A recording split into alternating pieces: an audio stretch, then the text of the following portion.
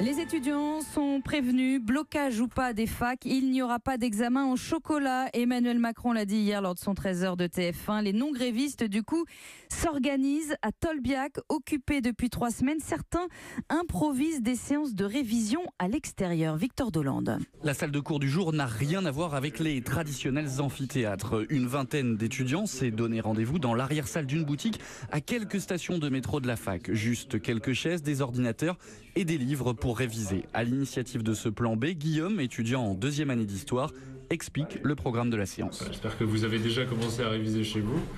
Donc le principe là, c'est que pendant les 2 premières heures, on revoit les cours fondamentaux, donc vos cours d'histoire moderne et d'histoire contemporaine. Laurentia est étudiante en double licence d'histoire et sciences politiques. Elle stresse avant les partiels et apprécie ces séances de révision collective. C'est super parce que ça permet de continuer à réviser et de pouvoir approfondir aussi les parties du programme qu'on n'a pas forcément compris, de compléter les cours qu'on avait à la fac en dehors de la fac tout simplement. Victoria est en 4e année à Paris 1. Elle est venue exprès pour aider les premières années à réviser. Je viens par solidarité pour aider les étudiants de L1 et de L2 pour qu'ils puissent réussir au mieux leur partiel dans un cadre qui en ce moment n'est pas très favorable à ça.